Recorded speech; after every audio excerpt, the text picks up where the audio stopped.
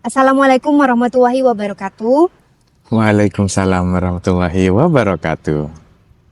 Selamat datang di Kisah Lampau, menjaga kisah, menyambung warisan.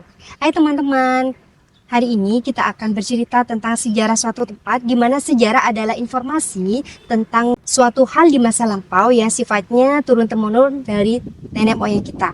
Kita harus memaklumi bahwa perbedaan informasi tersebut adalah hal yang sangat wajar atau biasa, karena berasal dari tutur kata seseorang dari orang yang satu ke orang yang lainnya. Baik teman-teman, saat ini saya sedang bersama dengan salah satu pecinta seni dan budaya di Kota Pamekasan, yaitu Mas Herdi, di mana beliau adalah analis budaya di Kantor Dinas Pendidikan dan Kebudayaan Kabupaten Pamekasan. Selamat pagi Mas Herdi. Pagi Mbak. Bagaimana kabarnya hari ini Mas Herdi? Alhamdulillah sehat, segar, ceria. Wes. Alhamdulillah cocok dengan cuaca hari ini ya Mas Herdi ya. Baik Mas Herdi, saya selaku pemudi di Kota Pamekasan ingin bertanya nih tentang banyak hal tentang Kota Pamekasan. Yang pertama yaitu mulai dari sejarah Kota Pamekasan atau asal-usul terjadinya Kota Pamekasan ini. Oke, jadi kota tercinta kita ini hari ini bernama Kabupaten Pamekasan. Nah, ini diresmikan setelah Indonesia merdeka, tepatnya 1 atau 3 tahun setelah Indonesia merdeka. Kayaknya setelah 1 tahun Indonesia merdeka, semua ditetapkan memiliki nama resmi. Namun tidak bisa dipungkiri, Pamekasan memiliki nama di zaman dahulu. Nah, ini ada ceritanya, ada sejarah Itu gitu. yang saya tunggu-tunggu Mas Herdi. Pasti teman-teman di rumah pada penasaran nih. Ya, jadi kalau pusat kerajaan Pamekasan itu, hari ini kita bilangnya Pamekasan, karena sudah lingkupnya luas. Ya, itu ada di Propo, Kecamatan Propo. Dahulu namanya Parupuh. Parupuh, Iya, karena asal kata dari para panisepuh. Jadi panisepuh. Pani apa? Panisepuh itu orang-orang tua. Orang-orang gitu. tua. Jadi artinya Para panisepuh. orang-orang tua Pamekasan berasal dari sana. Jadi cikal bakalnya di sana. Kemudian untuk perluasan area, ini kan di Propo ini kan areanya di barat ya. Ya. Jadi barat bagaimana? Itu di bukit terus tuh. Oh iya, masih terus ke barat banget. Masih beberapa kilo. Nah, agar wilayah ini melebar, memperluas, akhirnya didirikanlah kerajaan kecil sebagai cikal bakal agar kerajaan ini juga nantinya meluas. Nah, didirikanlah kerajaan Labengan Deje. Labengan Deje. Yang sekarang biasa kita dengan Lawangan Daya. Lawangan Daya di stadion Mas Herdi. Betul. Jadi kerajaan pertama yang ada di Kota Pamekasan itu di Parupuh atau Propo, Iya. keduanya di Labengan Deje. Iya, berkembang ke Labengan Deje atau Lawangan Daya. Nah, untuk memperluas area lagi, maka didirikanlah Keraton Pamelingan. Pamelingan. Ya. Keraton Pamelingan itu yang ada di Yang sekarang, sini. iya. Ya. Jadi di kerajaan yang di sana, Propo itu memiliki keturunan namanya Nyibanu. Nyibanu ini adalah kalau orang dulu Ratu Pamelingan ya. bilangnya Ratobini. Ratobini. Iya, jadi Berarti yang bangsawan itu ya Mas Herdi. betul. Jadi kalau dulu kan kalau raja itu kan biasanya laki-laki. Ya. Nah, karena di keturunannya tidak ada laki-laki, maka tidak apa-apa perempuan menjadi seorang raja. Kalau dulu namanya Rani. Kalau raja itu kan laki-laki. Kalau raja perempuan namanya Rani. Rani. Ya. Nyibanu ini akhirnya punya anak yang namanya Pangeran Bonorogo. Ya. Nah, Pangeran Bonorogo inilah yang ada di Labengan Deje. Makanya di sana di Damri itu dinamain Jalan Bonorogo. Betul. Oke. Kemudian di sini putranya dari Pangeran Bonorogo, yaitu nama kecilnya adalah Aryo Seno. Aryo Seno. Kemudian sejak dia dewasa memiliki gelar Rangga. atau Ronggo. Oh, Ronggo. Iya. Karena anaknya Ronggo bukan? Bukan, jadi itu gelar gitu Oh, loh. gelar. Rangga Gelar, itu iya, pangeran istilahnya pangeran. gitu. Nah, kemudian karena Raja Ronggo Sukowati akhirnya diangkat menjadi seorang raja, diberilah titel Sukowati, sehingga beliau memiliki gelar Pangeran Ronggo Sukowati. Yang Berarti kalau sudah Ronggo Sukowati itu berarti beliau sudah raja, begitu. sudah raja. Kenapa kok namanya Pamekasan? Itu asal kata dari Pabekasan. Pabekasan. Iya, Pabekasan. Pabekasan. Pa itu adalah imbuhan dalam bahasa Madura yang menunjukkan sebuah tempat. Bekas itu artinya pesan. Pesan? Pesan, Oh, pesan. abekasan. Jadi Bekas. kalau orang Madura, engkau abekasan ka kancana been, berarti saya menitipkan salam atau saya menitip pesan. Oh, jadi bekas itu di sini kalau misalnya Artinya- kita sebagai orang biasa, bekas mikirnya sudah terpakai. Nah, Sesuatu itu bahasa hal yang- Indonesia kan. Nah, iya, Nah, berarti kalau di di- sini Bahasa Madura bekas itu pesan. artinya Oh, pesan. Baik, Jadi baik, secara bahasa halus Madura, Ya, abekasan itu artinya berpesan. berpesan. Iya. Nah, berarti nama aslinya Pamekasan itu kan Pabekasan. Artinya tempat untuk menyampaikan pesan. Tempat untuk menyampaikan pesan. Iya, kenapa kok begitu? Jadi di zaman dahulu ada seorang raja, raja Muslim pertama di Pamekasan yang mendirikan sebuah keraton yang bernama Keraton Pamelingan. Ya, beliau bernama Ronggo Sukowati. Ronggo Sukowati. Iya. Jadi beliau adalah pangeran atau raja Akhirnya diangkat menjadi raja. setelah mendirikan keraton. Pamekasan. Pamelingan itu. Iya. Nah, Eling asal kata dari nama keraton ini. Eling artinya ingat. Iling. Iya, Iling, Eling itu artinya mengingat. Kenapa? Karena beliau adalah raja pertama yang menganut agama Islam dan beliau ingin menerapkan Islam ini pada seluruh masyarakatnya. Sehingga keratonnya sendiri diberi nama Pamelingan. Pamelingan. Artinya tempat untuk mengingat. Mengingat siapa? Mengingat Tuhan. Nah, kemudian dalam Islam juga dianjurkan itu untuk berdakwah. Ya. Nah, mungkin kalau dulu tidak tren ya nama berdakwah ini tidak Ya. tren dengan kata seperti itu.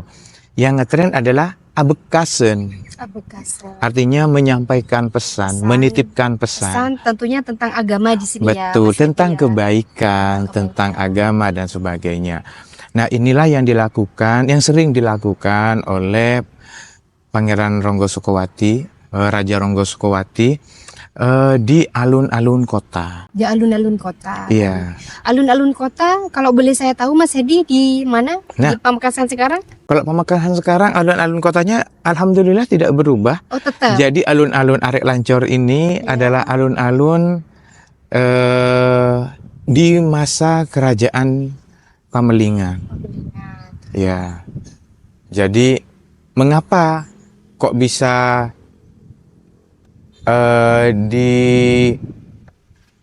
diselidiki pasti nih alun-alun? Nah, karena dalam pembangunan keraton di zaman dahulu itu ada aturan yang sudah disusun oleh para sunan dan diajarkan kepada para petinggi-petinggi kerajaan yang beragama Islam. Tentunya Raja Ronggo Sukowati sudah mendapat ilmu itu. Sangat sederhana, jadi diibaratkan keraton itu adalah manusia. Jadi ada falsafah kuno yang mengatakan jangan memandang ke gunung. Jangan memandang ke gunung. Iya, karena Artinya itu apa Mas Hedi? hal yang tinggi. Jangan jadi orang sombong. Oh, jangan jadi orang sombong. Artinya Jangan begitu. pandang ke gunung. Ya, benar. Iya, cek ngadep ke gunung gitu. berarti ben angko. Nah, sehingga cara mudahnya gunung ini kalau dianggap di semua apa ya kayaknya kepercayaan gitu, dianggap di sisi utara gitu. Jadi manusia itu gampangnya ngadep ke laut. Nah, hadapnya ke selatan gitu. Setelah menghadap ke selatan, berarti gunung kan ada di belakangnya. Iya. Nah, berarti saya tidak sombong sudah nih. Nah, setelah itu di sisi kanan adalah hal-hal yang baik. Hal-hal yang tentang kebaikan seperti ibadah dan sebagainya. Hal-hal yang di kiri, hal-hal yang negatif, yang tidak baik. Contohnya seperti kejahatan, penjara, dan sebagainya. Nah, ini dibuktikan pada toponimi Pamekasan. Jadi alun-alun Arek Lancor merupakan pusat dari kosmologinya Kabupaten Pamekasan. Di sisi utara adalah keraton. Jadi kalau hari ini tepat di bawah gedung Karesidenan ini Iya. dulunya adalah keraton. Oh, keraton. Jadi di sini keraton, di sana Alun-alunnya. alun-alunnya. Iya. Oh, baik-baik. Sehingga masyarakat pun lamat-lamat masih mengingat bahwa dulu di sini adalah pusat kerajaan. Pusat kerajaan. Iya, Dan tentunya banyak yang berubah ya, pasti, Mas pasti. Edi ya. Soalnya ini kalau dari bangunannya, kalau dari gedungnya memang Betul. coraknya seperti Kolonial. keraton, kolonial, Kolonial zaman dahulu, tapi. zaman Belanda ya, Mas Mm-mm. Edi ya. Tetapi untuk bangunannya yang di bawah sudah banyak renovasi-renovasi. Nanti kita akan bahas itu Oke, ya. siap. Posisi dulu. Jadi yang sebelah utara adalah pusat pemerintahan. Pemerintahan. Sampai hari ini masih jadi pusat pemerintahan. Waktu di kolonial, dia berfungsi sebagai pusat informasi dari seluruh Kabupaten Semadura untuk dikirimkan ke Surabaya pada saat kolonial. Nah, di masa dulu dia adalah Keraton Pamelingan. Di sisi kanan ada Masjid Ratoh yang sekarang lebih kita kenal dengan Masjid Asyuhada. Sejami. Masjid Jami'nya Iya, Pamekasan. Sejaminya Pamekasan. Iya, jadi sisi kanan. Kemudian di sisi kanan itu di belakangnya sungai, Sungai. masjid, kemudian kan ada sungai. Ya. Nah, di belakangnya sungai ada wilayah yang disebut sampai hari ini Parteker. Parteker ya. Parteker, baik. asal kata dari ngampar teker. Ngampar teker. Sebentar Mas Edi, sebelum saya lanjut ini ya, saya harus kasih tahu nih ke teman-teman.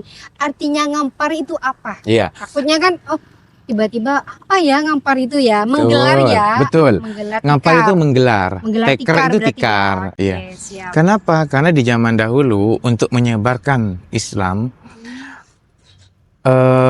keturunan raja atau bangsawan itu belajarnya di Masjid Ratoh.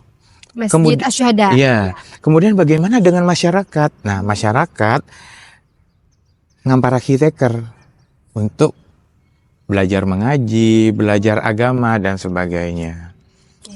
Jadi di sisi kanan hal-hal yang baik. Di sisi kiri adalah hal yang tidak baik.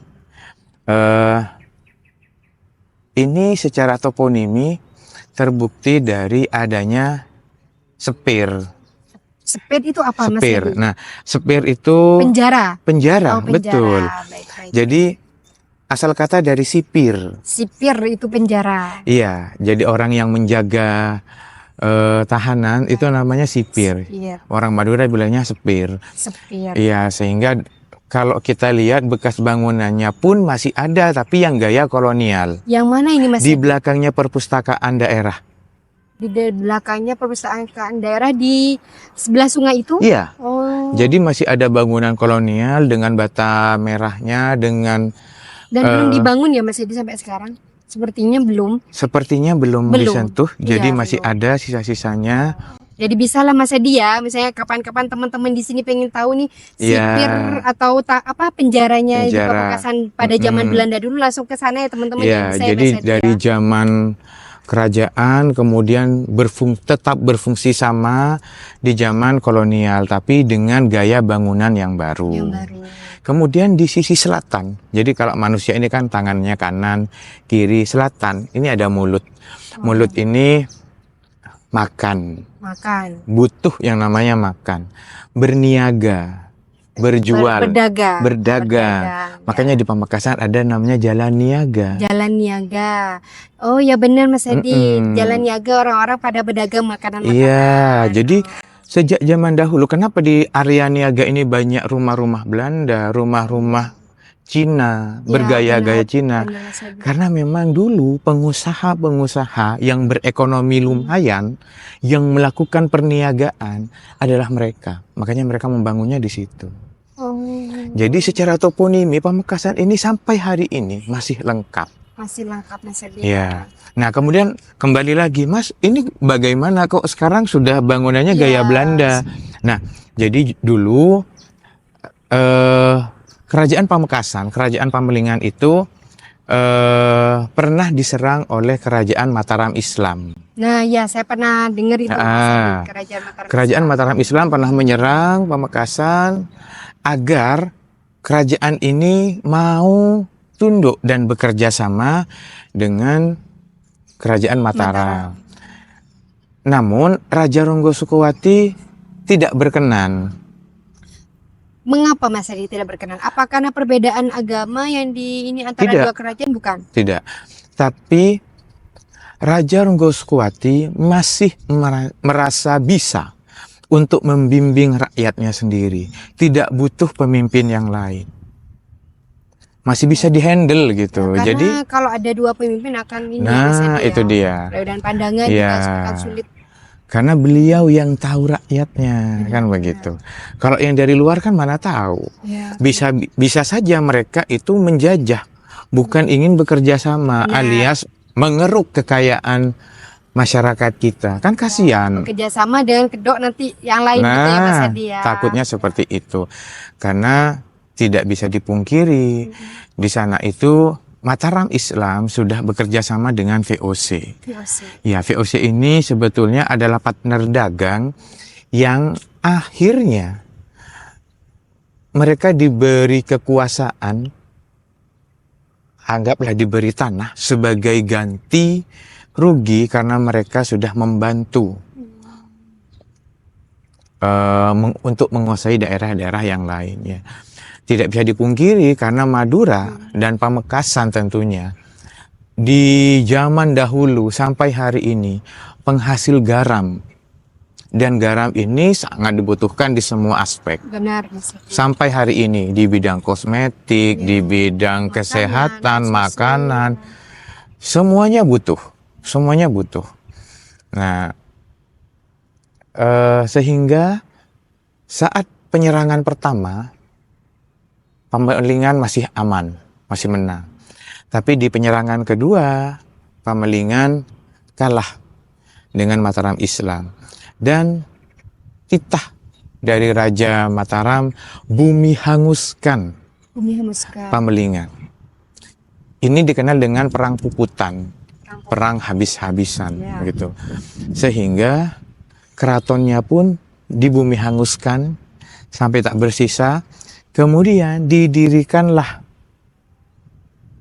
pusat koordinasi VOC.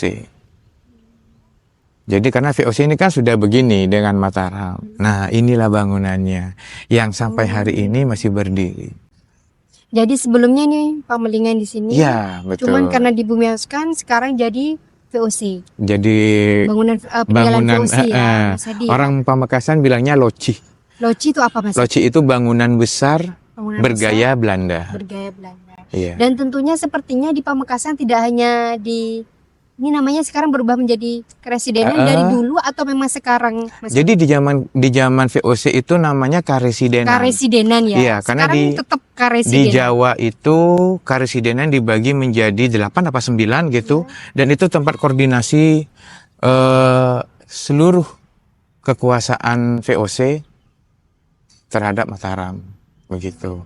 Nah, kalau dulu namanya karesidenan, kemudian Sekarang berganti menjadi ex-karesidenan Ex-karesidenan. karena bekas. Nah, sekarang digunakan untuk kontrol laporan Semadura ke Jawa Timur. Nah, jadi makanya sekarang namanya Bakorwil 4 Pamekasan. Pamekasan. Jadi Badan Koordinasi Wilayah. Badan Koordinasi Wilayah 4 Ya, Pamekasan. ya. Jadi nanti Semadura itu laporannya di sini. Sini. Dari sini melaporkan ke Nah, begitu. saya agak kepo sedikit. Mm-mm. Tadi saat di bumi hanguskan, berarti Raja atau Pangeran Ronggo-Soekowati juga ikut meninggal dunia saat insiden tersebut. Iya, betul sekali. Ada di salah satu catatan Kipaku. Di catatan itu tertulis, tapi ini saya tidak tahu ya, wallahu a'lam gitu benar atau tidak. Tapi di situ tertulis perang puputan terjadi, prajurit Pamelingan sebanyak 500 orang dan Belanda atau VOC atau Mataram dengan 5.000 prajurit. 1/10 ya. Sehingga menang telak di sana, dan Raja Ronggo-Soekowati itu sepertinya kayak sudah ada feeling gitu kalau beliau akan kalah. Sehingga beliau menyuruh seluruh prajuritnya untuk berpakaian putih. Kita sebentar lagi akan perang dan mati. Jadi kita harus siap. Jadi mereka sudah berkain putih semua. Sudah siap, sepertinya begitu. Jadi ya, tapi ini hanya cerita, Ya, cerita tutur dan kebetulan memang ada catatannya dari Kipaku. Kipaku ini adalah budayawan di tahun 70-an. Beliau mencatat hal-hal yang beliau ingat di sebuah catatan itu. Jadi ada sumbernya langsung Ya. Mas Herdi, ya. Meskipun tidak sejaman ya, ini sudah sumber sekunder, tapi paling tidak ada catatannya. Ya, Gitu. baik, benar Mas Herdi. Jadi teman-teman kalau pergi ke Pamekasan, Ya, pasti di pusat kotanya ada Arek Lancor. Arek Lancor. Nah, jadi ada tugunya. Nah, gitu saya mau ya. tanya itu Mas Herdi. Jadi suatu daerah itu pasti ada monumennya.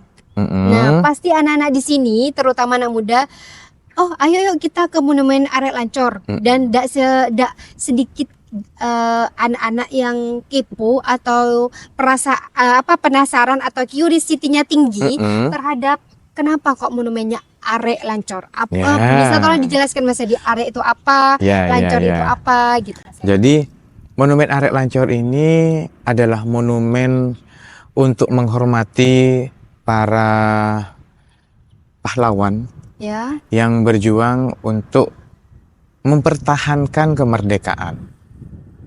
Jadi Indonesia sudah merdeka di tahun 45, namun Belanda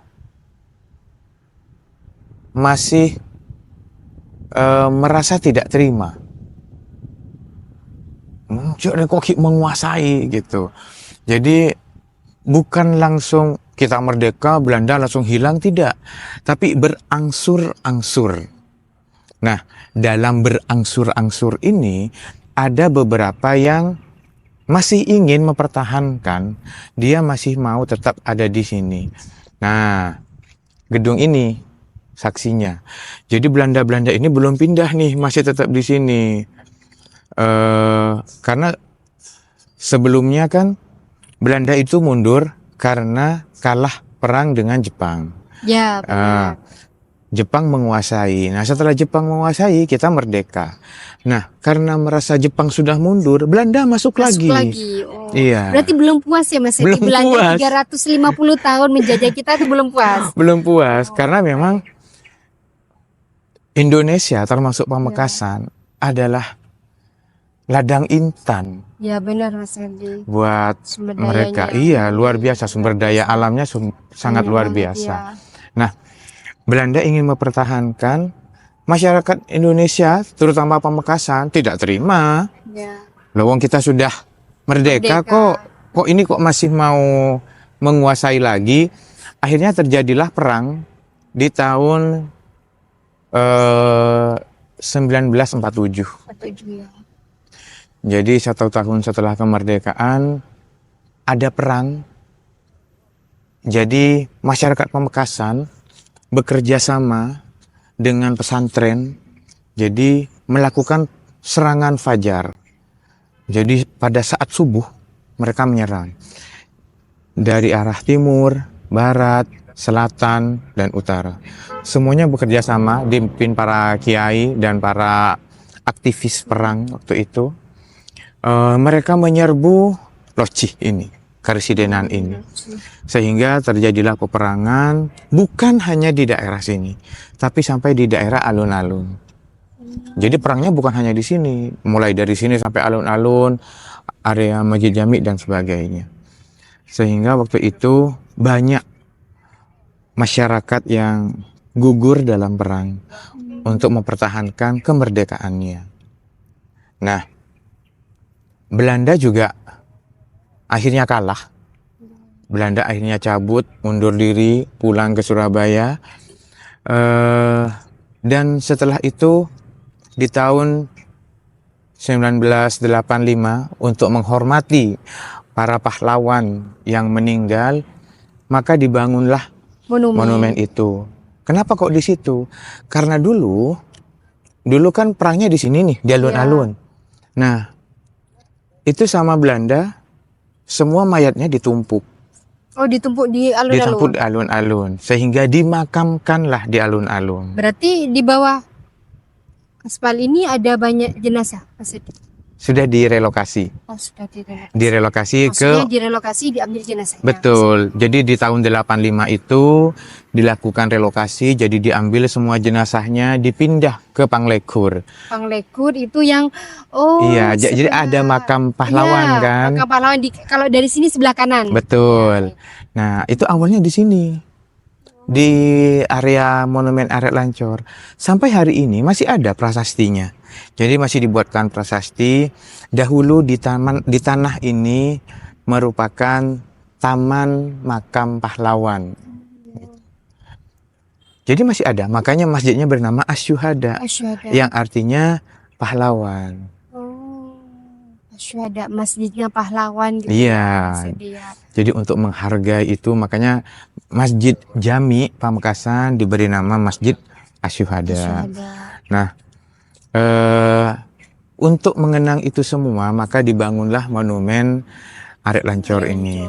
Berarti arek itu berasal dari alat mereka untuk berperang pakai arek.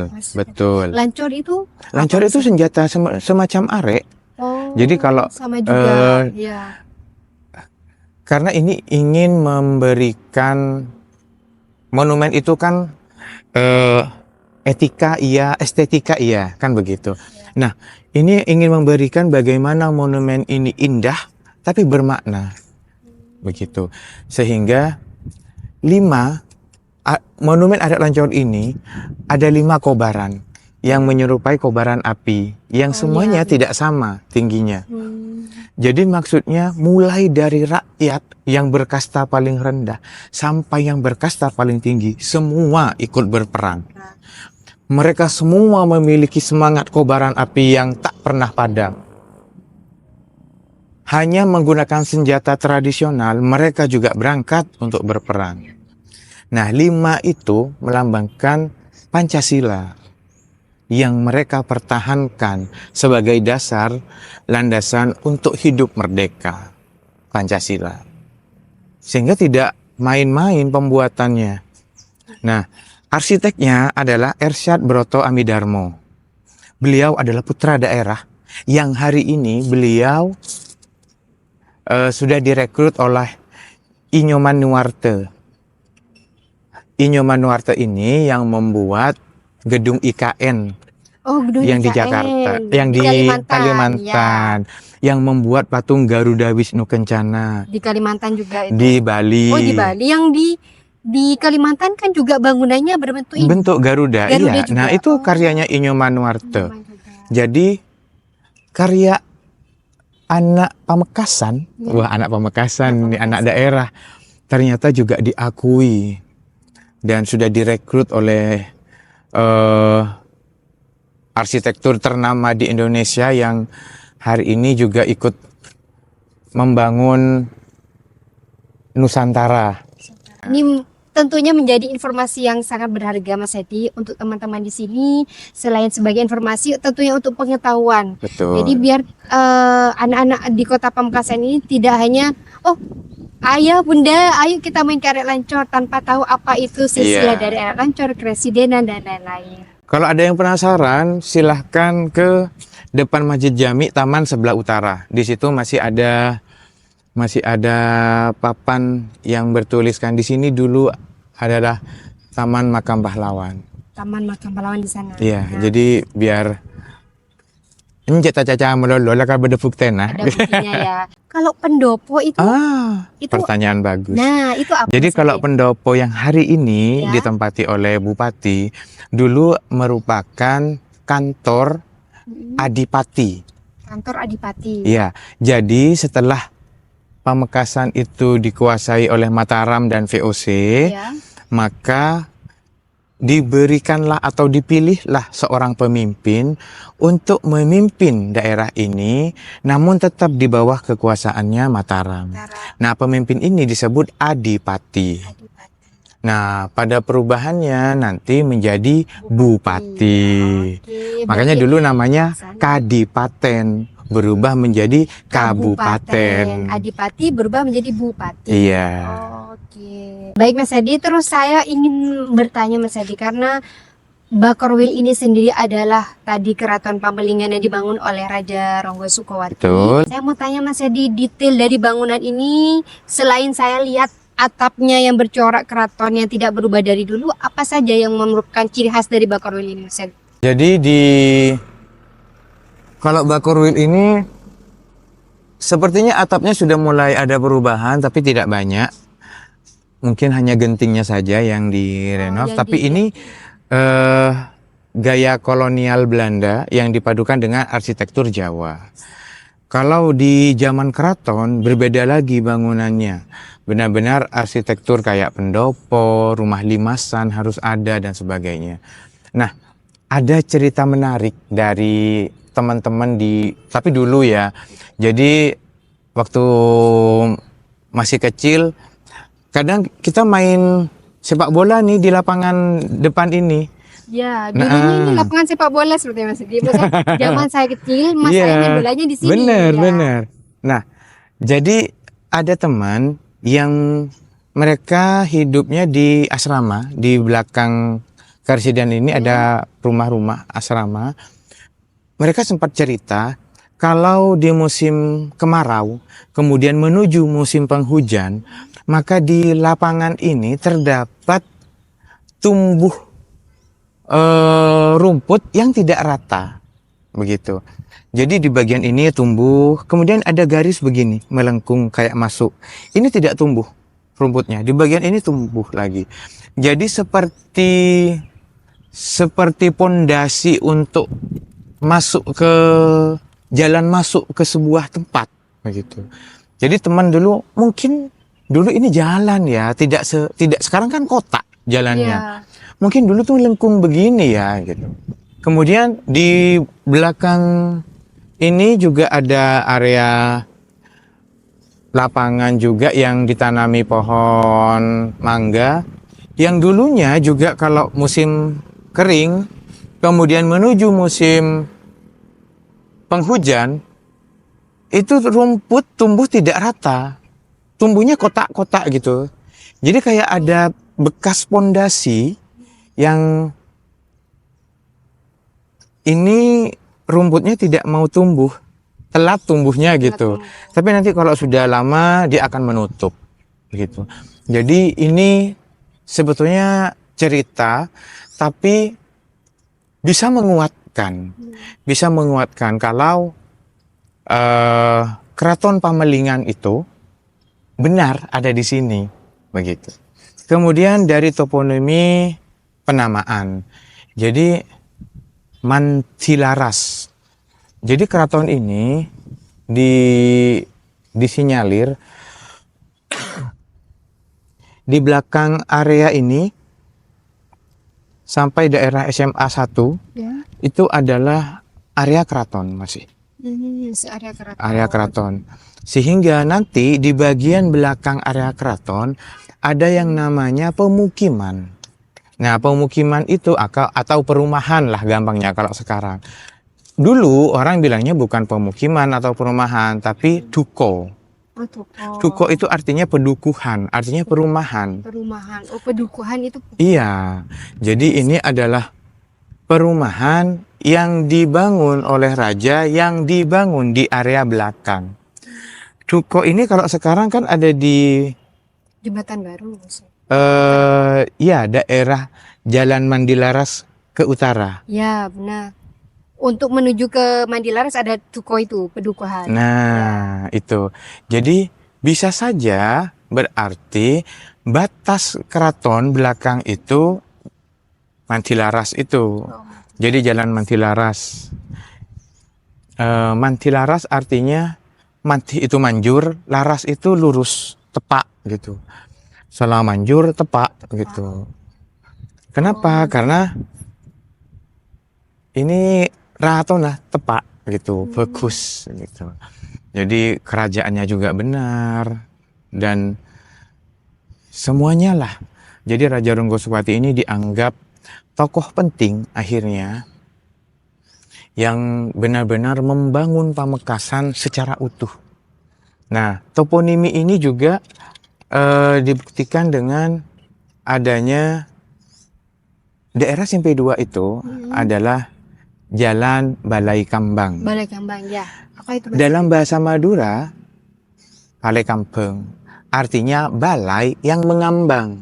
Balai yang mengambang. Nah, ini biasanya balai yang mengambang itu adalah tempat para putri raja untuk mandi.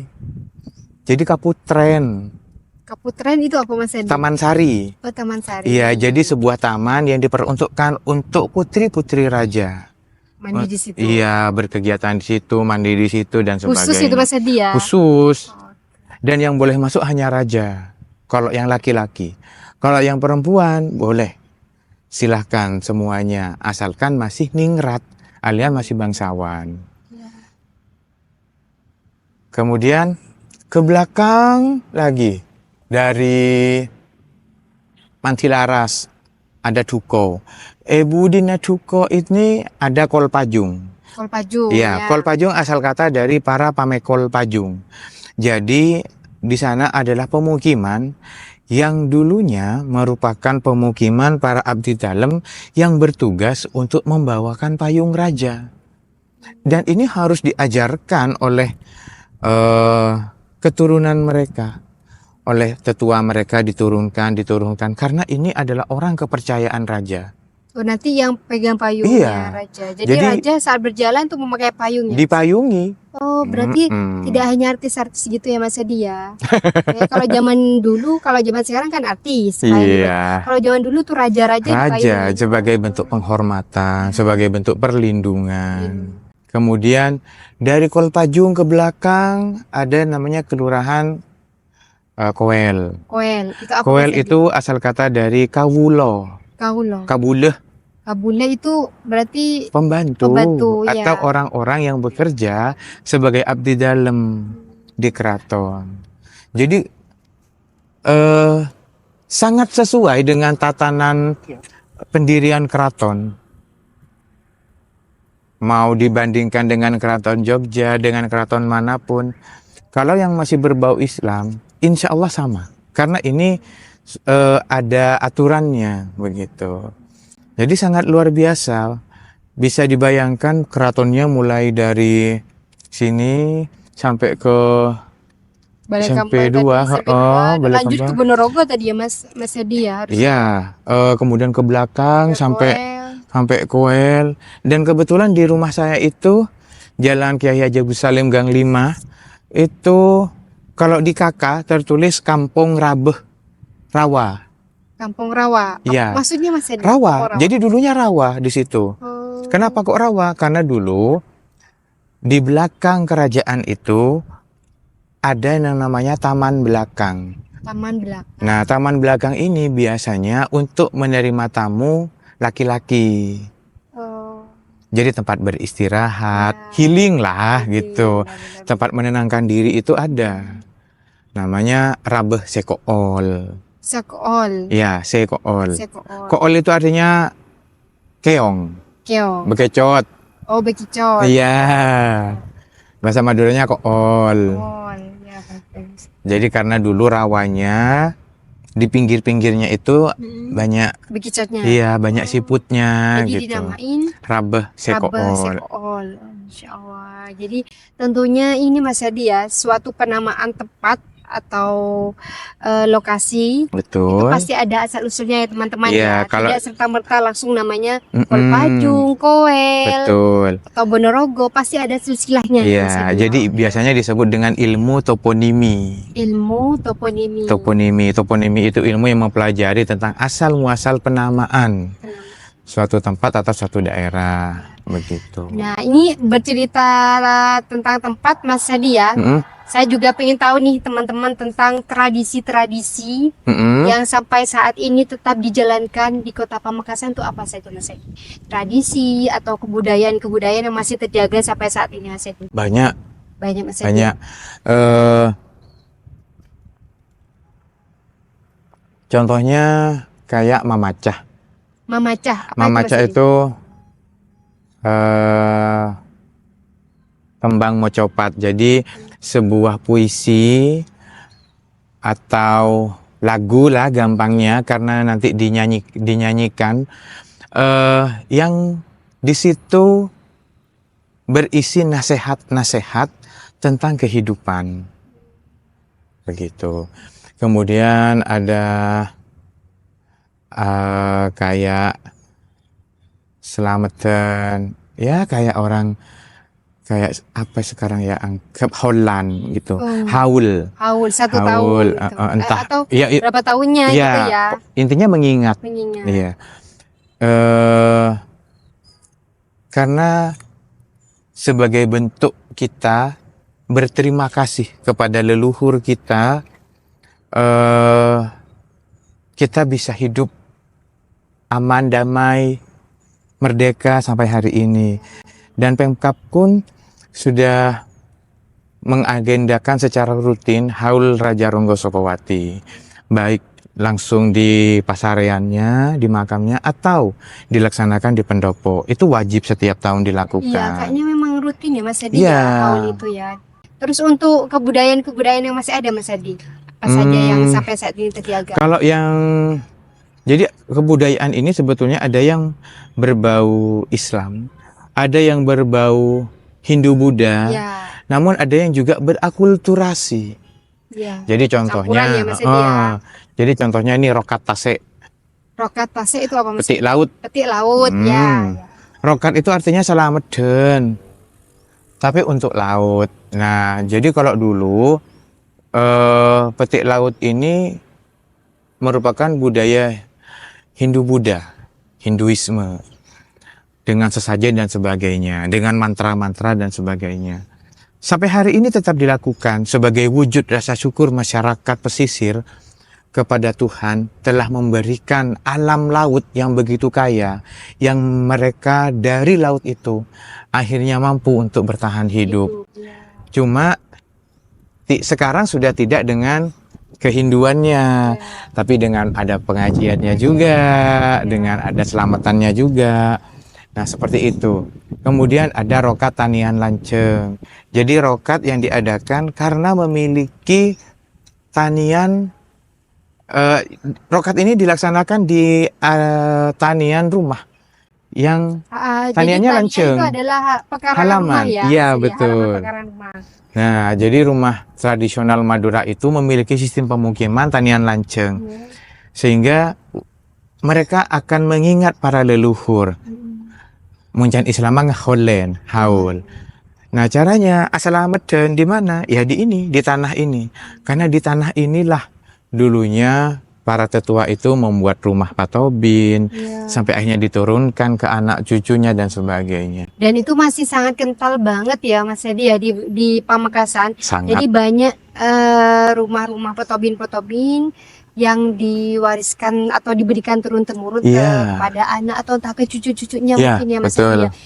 Baik Mas Hadi, tentunya banyak sekali yang saya dapatkan ya. Tentunya juga teman-teman di sini banyak sekali ilmu pengetahuan dan juga informasi-informasi tentang sejarah Kota Pamekasan yang sudah diceritakan secara detail oleh Mas Hadi. Mulai dari kerajaan-kerajaannya, mulai dari perjuangan-perjuangan leluhur atau nenek moyang kita di masa lalu, mulai dari asal-usul penamaan suatu tempat atau Iya. suatu lokasi, terus juga kebudayaan-kebudayaan yang masih terjaga sampai saat ini, tradisi-tradisi sudah banyak dipaparkan oleh Mas Hadi tadi ya. Terus saya mau tanya nih Mas Hadi, pasti teman-teman di rumah pada penasaran. Mas Herdi dapat cerita itu dari mana? Ya, jadi yang pertama, nggak apa-apa ya, agak flashback. Iya, nggak apa-apa. Mas. Jadi awal saya terpilih menjadi Kacong Pamekasan 2008. Oh, my God. Nah, dari situlah mendapat informasi dari para pemateri tentang sejarah Pamekasan. Akhirnya mulai ada ketertarikan. Oh iya ya, aku kok tertarik ya dengan kotaku ini. Ya. Bagaimana sih di zaman dahulu kok bisa sampai hari ini gitu. Akhirnya dari situlah mulai banyak baca, banyak belajar, banyak kok karya-karya sastrawan Pamekasan. Ada Bapak Sulaiman Sadik, ada Pak Derajit, ada juga Pak Kutwa waktu itu tapi sudah meninggal. Kemudian banyaklah dan senior-senior ini rajin sekali membuat catatan berupa buku dan sebagainya.